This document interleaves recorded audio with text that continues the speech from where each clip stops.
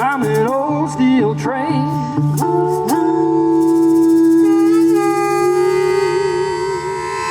Burning coal and pumping steam. I'm an old steel train. First thing was the movie Oh Brother Where Art Thou. Well, actually the first thing was when I was a kid, we had my parents pass down 45 record collection from when they were kids, and a little Fisher-Price record player, and we would play those records, like the old Beatles, a lot of Lovin' Spoonful, Rolling Stones, stuff like that. So I kind of grew up listening to that stuff. I Fought the Law by Bobby Fuller 4 was my favorite song when I was a kid. And then, so that was always kind of in the background. Found my dad's record collection, like his real record collection, kind of got into when I was in high school. Listened to it a lot. Some of the, Rolling Stones, Beatles again, Crosby, Stills, Nash. A lot of stuff that was kind of influenced by old American music, but it's gonna be a long answer. Sorry about that. When the movie Oh Brother Where Art Thou came out, just really thought, music's great.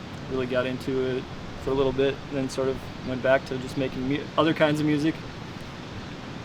And then, so probably 8 years after that, drummer he used to be in our band, in this band, he had this idea of like going back to the music that we grew up listening to, like that old 60s rock and roll type stuff, and finding out who they were listening to. And so we dug into, then we really started to dig into blues and early rock and roll and stuff like that, and kind of worked our way back. And then we're like, yeah, we need to try and play some of this music too. So, long story long. For me, I would say I maybe had a little bit earlier introduction. My parents were a little bit older than his, and I have a cousin whom I'm close with, who is about 10 years older than me, who moved to Phoenix and really got into the blues scene there. And so she started introducing me to a lot more artists and things. And then my sophomore year of high school, doing a World War II report led me to researching a lot of the music and covering lots of things and just getting really curious about it young. So I was that teenager playing like 1920s blues music for my friends and at college parties, putting on like blues harmonica duos, I just kind of liked that stuff and gravitated to it. And then there was a blues guitarist named T. Wilson King who happened to live near I went to university, and so I started doing blues jams back then, and was getting snuck into blues bars even before that with my cousin. So had a little introduction there, and then when I ended up moving here after some time later, in my late 20s, and I came across these fellas who were also playing this music, and I'm like, what the heck? There's other people my age making this kind of stuff, or interested in it, know about it, and he's really an audiophile and like really memorizes things and knows lots of things, and I'm relying on you as the encyclopedia today, by the way. I'll do my best. But yeah, so combining kind of that together has led us here. Did you always sing? Like, I mean, obviously, but like, you always knew you had a voice, and you just gravitated towards this. That was one of my earliest memories, like singing at a very young age, and thinking, I'm pretty good at this. I think I'm good at this. And I don't know if I actually was good at it or if I just liked the attention from my family. But yeah, I sang from a young age. Very cool. And also you can edit this out, but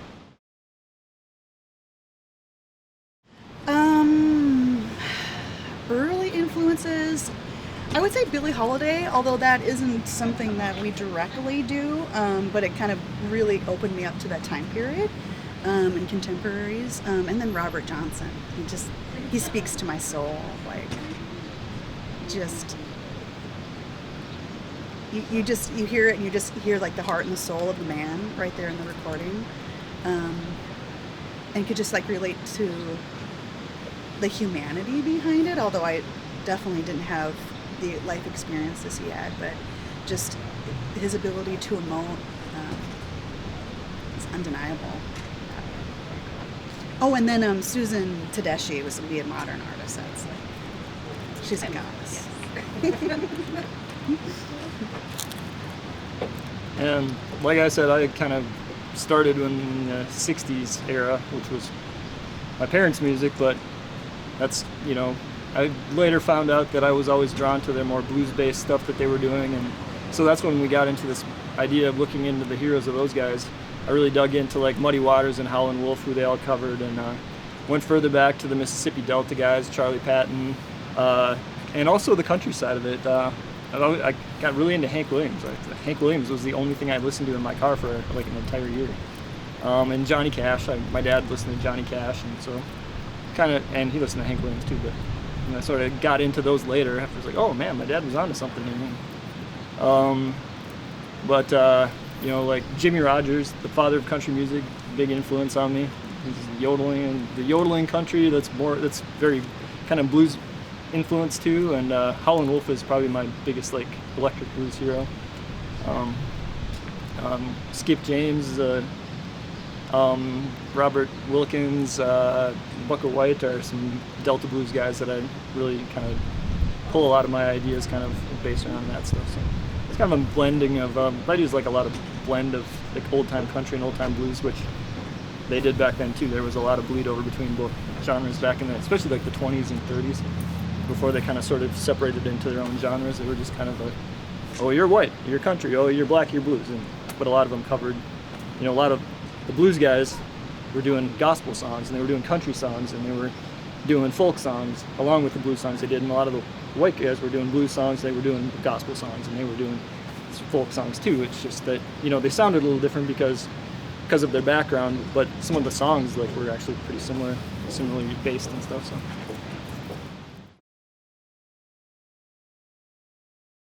for me, I just sort of, you know, a lot of times I'll just be a lot of my songs just come from driving around the countryside and just seeing or experiencing things, and sort of just an idea evolves around it. I don't usually set out to try and write a song about a certain thing necessarily. Like, I mean, you know, if something comes along and I see that, I'm like, oh yeah, this could be a song, but I don't just like sit around and be like, I should write a song about this. And then, I don't know, just sort of, some of it just happens. Like sometimes a song writes itself in 10 minutes, and sometimes I work at it and I leave it and I come back to it, and it might take a couple years or something to write a song. I'd say for me, it's a pretty organic process. A lot of times melodies and songs come to me when I'm thinking about something else or doing something else. A lot of times when I'm getting ready. So you can see I have the time to meditate then. But all of a sudden I'll start singing something, and I'm like, oh, I'm singing a song that I am writing right now. And so it just kind of comes to me, I guess. Once in a while it'll just be a melody, but most of the time it's like a fully formed song. Then I can hear like the instruments being played and whatnot in my head. Yeah, just kind of hear it. Hilarious. Do you think we're making a living doing this? Hey, I am. Okay. I don't think I phrased it exactly that way. I phrased it working in the music industry. I'm making a crumb. Lately, right? We're making a crumb. That's hard. It's hard to get recognition. It's hard to get on the stages you want to be on. You have to do it because you love it, and you have no other choice. I'm a teacher, so I would recommend having a job that has a steady paycheck. Because it's hard out there for a musician. I wish I had something more positive to say. It's not reflecting my love of music. I've been doing it this long not because of the paychecks and the notoriety. It's because it feels good, and I gotta get it out. Feeds your soul. Yeah, absolutely. Yeah, it's the same. It's like you're not doing it to get. Well, I mean, some people think they get into to get rich, and if that's your reasoning for getting into music, you're in the wrong field. You know, you got to do it because you love it, and if it works out and you kind of I was lucky in that I had this idea a while back that, you know what, I need to be able to also do this on my own, because the money's not there to most of the time to support a full band to go out on the road. And partly I just do this because then I can get out and see the world, you know, basically. Maybe not the world yet, but I've seen pretty much all of America touring, and so, you know, I love playing the music. I love getting out and meeting all the people. That's amazing. I've met a lot of really awesome musicians through doing this, and that's also amazing. Some of my heroes' kids, grandkids, you know, and so that part's awesome. It's, you know, just the connection you make with people and just enjoying what you do. If you can make a little money off it and survive off it, it's icing on the cake. And, Gas in the car. well, yeah, I know. I actually do. I mean, my solo shows, I do all right. Buy yourself some stuff. Enough to keep me going, you know, keep food on the table, keep my rent paid. Yeah, if you play by yourself and you play for 3 hours a night, most nights of the week, you can get by. Yep. Because you don't have to pay. But as a singer,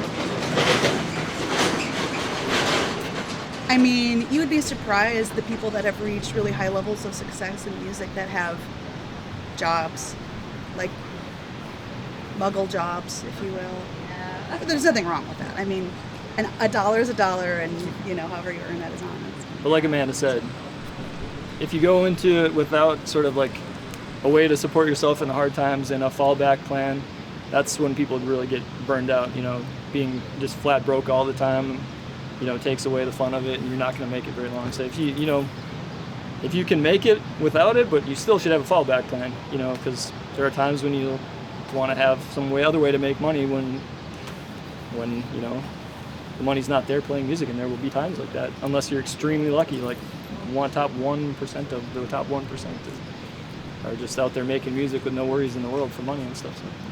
Yeah, like during COVID, I'm not performing, but I would see polls where it'd be like least essential job, and I'd be right at the top. I'm like, all right. Well, I would like you to know that not everyone feels that way. Some of us find you extremely essential. It feels like an essential worker who was like, you're a hero, but no raise. You know, like, you know, it's like we're gonna take in music and culture all day long, but we're not gonna honor the people making it. And that was really sad about the pandemic. That was really, I tried not to acknowledge that society didn't really care. But that goes back to why you really do it. And it's because your heart speaks that language. And if I didn't do it, it would be a less fulfilling life. Go. Related to that, I will say that since gigs kind of started again, there's been a lot more people dropping $20 bills in the tip jar, and you know, and I had first gig that I played this spring, late spring, I found a $100 bill in there. And we had $200 in tips in a room that only held 30 people. So that wasn't happening too much before the pandemic. So I think that the fact that people are realizing what they missed, and at least so far showing some appreciation that way, has been nice to see. Yeah, we'll just hope it lasts. I'm sure it won't, but I'm already hearing people complain about ticket prices. really. And people that aren't going to shows. Yeah. And I'm like, whoa, that was like 10 minutes of people being willing. You know, It was really short. So, do it because you love it, kids. yep, it's the best advice you can get. If you're not doing it because you love it, you shouldn't be doing it. Well, not perfect. Pretty depressing, but We're here for truth. yeah. We are here for truth. This That's all I is got. an educational That's all I got. program. Yeah. To my detriment at times. Nothing but truth.